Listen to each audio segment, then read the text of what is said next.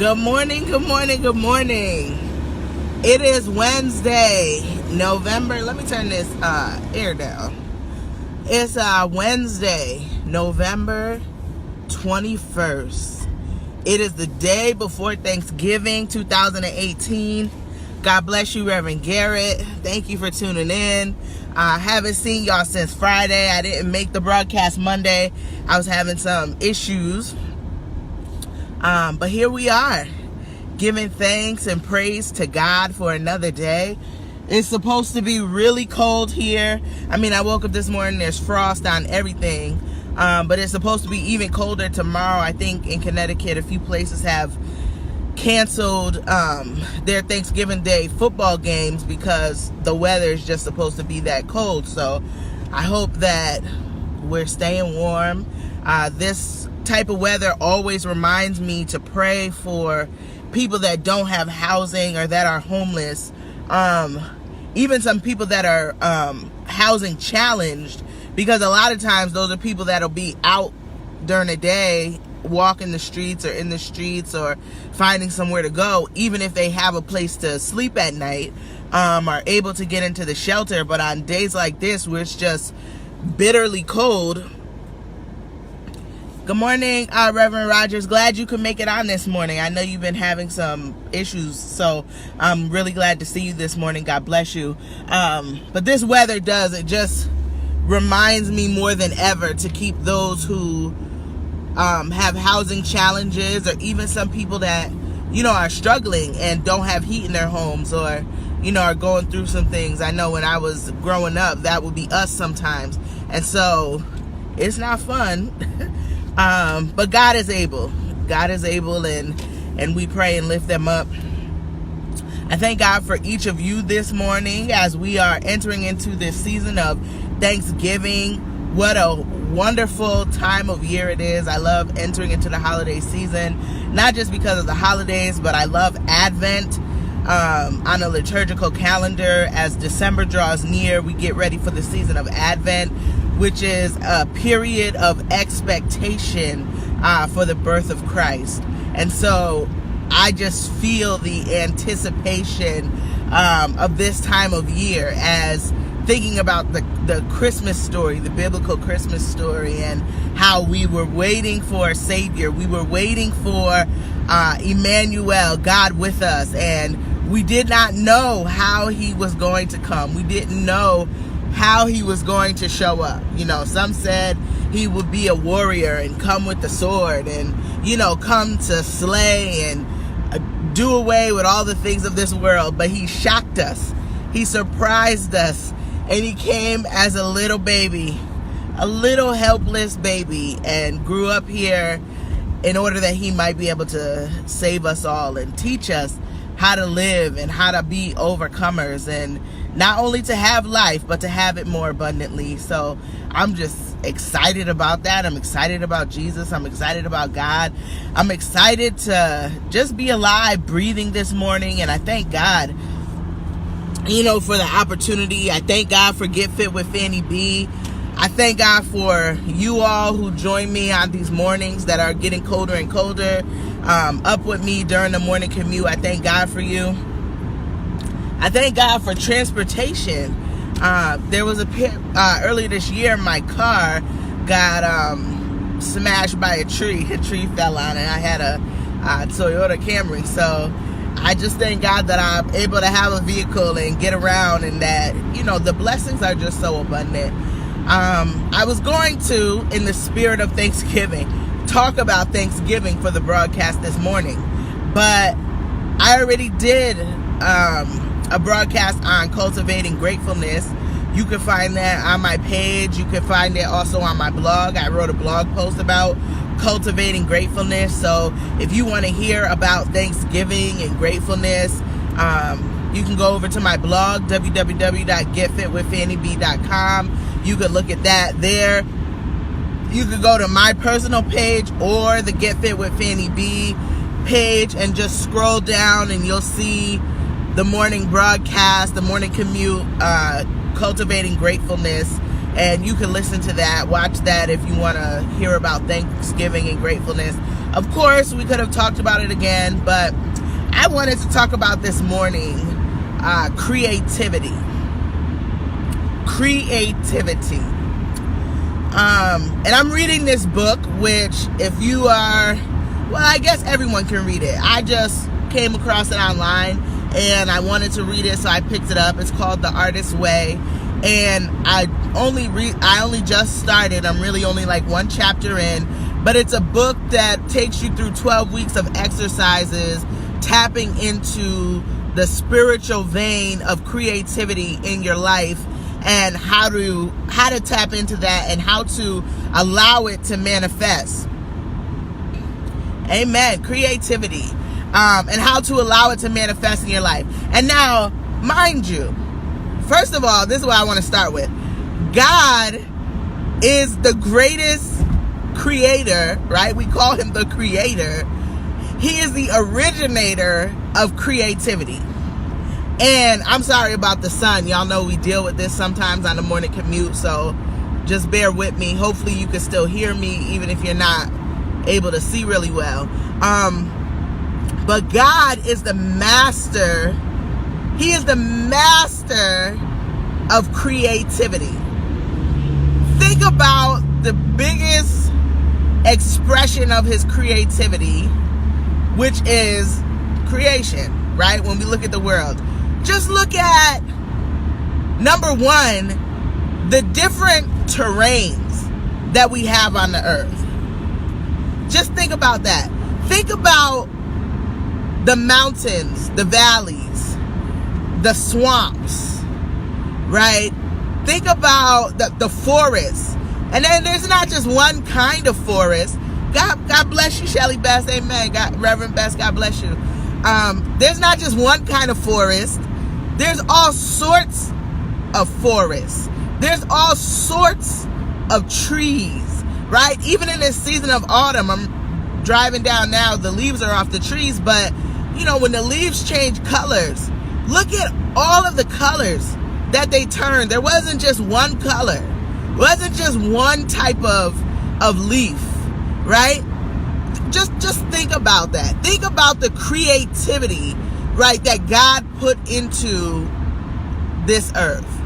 Or looking at it as an expression of God's creativity. He could have made one tree and planted it everywhere, and you know that this is tree, right?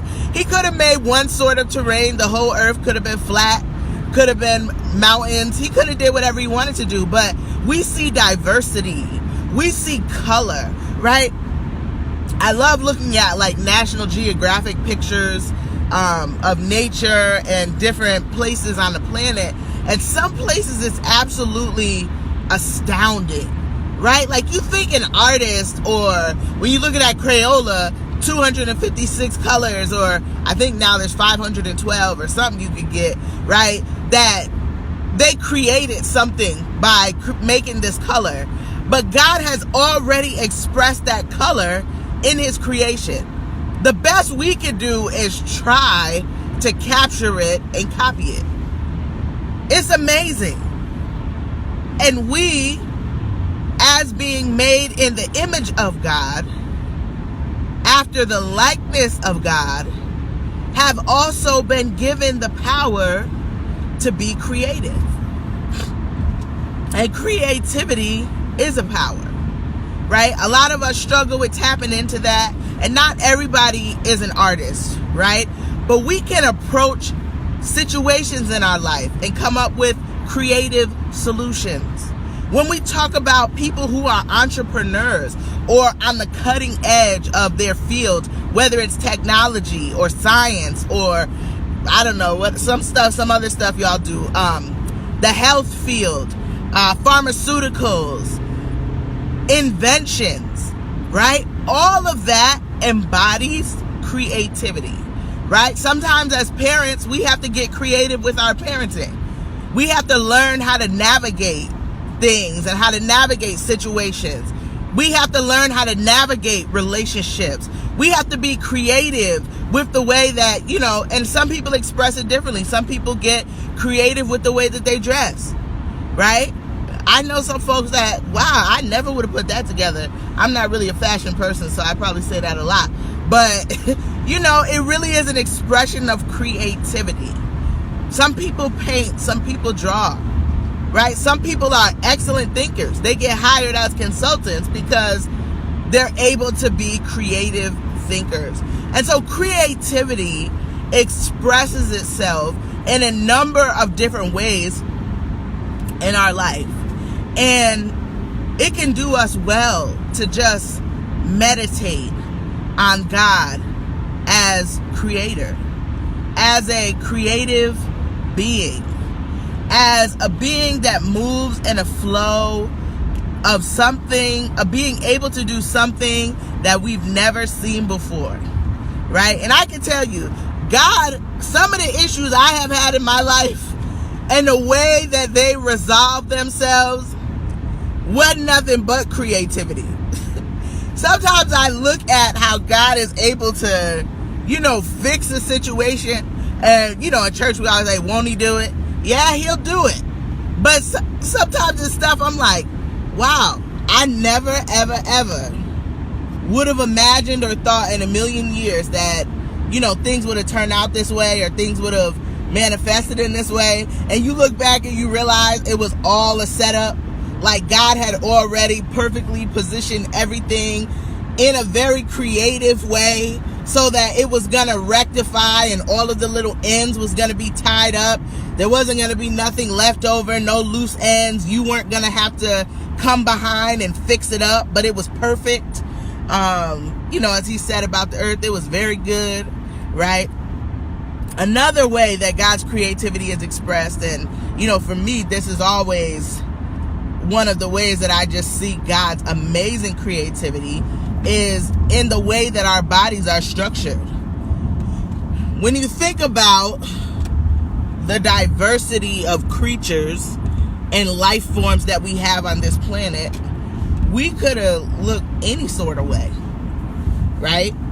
I mean, if you're thinking about science from an evolutionary perspective, who said that we had to look how we look, right? I mean, physically, that our bodies would be shaped like this or would work like this, right? And when we look at the interwoven and interconnected nature of the way that our organ systems function together to support life, it is absolutely mind-blowing, right?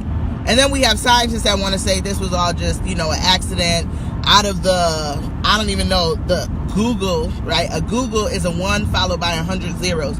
So out of the Google number of different ways that we could have turned out, somehow by happenstance and chance, it just came out like this. I'm not a supporter of that line of thinking, but God exercised his creative power in making us, shaping us, molding us, how our bodies work together. And it's so amazing that we are still discovering how it all works, right? And I'm just talking about the human body. I'm not even talking about the whole interworkings of the universe and quantum physics and how a lot of stuff is coming out where we're getting better understanding of it now from a metaphysical perspective, but just our physical body, right? I remember when the robots were just starting to get made, or it was becoming like a thing, and it was a really big deal to program a robot how to walk, right? Because walking in and of itself requires so many components that we don't necessarily even realize that they struggled to replicate anything that was similar to a human gait in a created robot, right?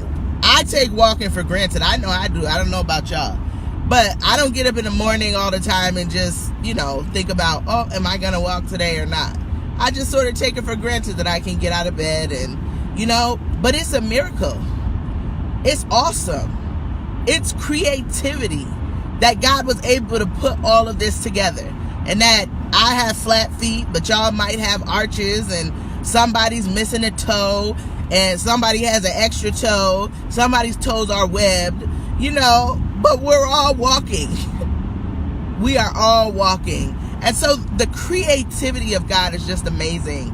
And I encourage us, I'm saying this because I want to encourage somebody this morning, that God is the master of creativity. And that is why when you put something in his hand, whether it's a problem, whether it's a prayer, whether it's you, right? Ultimately, this is what we want, to be a living sacrifice, holy and acceptable unto God, so that he can shape us and mold us and use his creativity to bring out the gifts and the talents that he has already placed inside of us, so that they can manifest in a way that brings glory to him, right? I love this, because the artist paints, and the painting does not glorify itself. The writer writes, and the novel, the book, does not glorify itself. It glorifies the artist. It glorifies the writer. And so when we allow God to shape and to mold us, we do not glorify ourselves.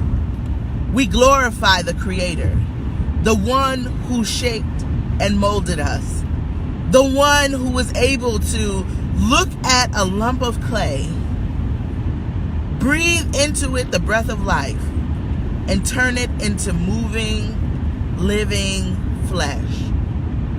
The Creator. God is awesome, y'all. I'm just excited. I mean, doesn't that excite you that God is creative, that he's outside of the box kind of God, that his mind is not your mind, and so not my mind either. And so what he does doesn't have to be something that we can imagine.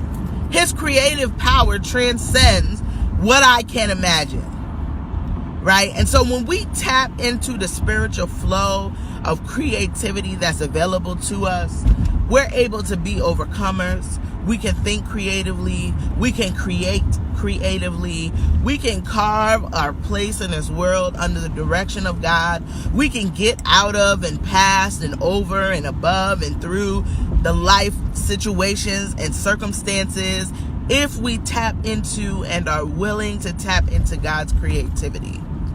Today, I want to encourage you to think about God as a creator, and where in your life can you allow him to touch, to change, to transform, to paint, to move, to chip away at, to sculpt. Where can you allow him to touch, to use his creative power to transform and to change nothing or something into something else? This morning, I thank you for joining with me. As always, if you have not gone to the Get Fit with Fannie B Facebook page, please mosey over there, like the page, follow the page. Also, check me out on Instagram, Get Fit with Fannie B. I'm also on YouTube, Get Fit with Fannie B. Also, website, www.getfitwithfannieb.com. You can go over there and sign up for the email, to be on the email list. I thank God for each and every one of you. My prayer is that you would have the peace of God that surpasses all understanding. And I know for some of us, holidays can be a difficult time, whether dealing with family is an issue or dealing with losses during this time of the year. Not everyone enters this season with joy, but I pray that God would give you a portion, whatever that portion is, that you would be encouraged and feel the peace of God over you to be able to persevere. And even if it means practicing self-care in the form of taking time for yourself and not engaging in so many holiday activities or festivities, that you would have peace about giving yourself that space to get what you need, spend time with God, and rejoice, because trouble does not last always. not only the peace of God, but the power of God, I pray over you. As we draw close to the end of this year and think about how we're going to shift and go into 2019, I pray that you would feel the power of God to be able to make new decisions, to manifest new dreams, to be creative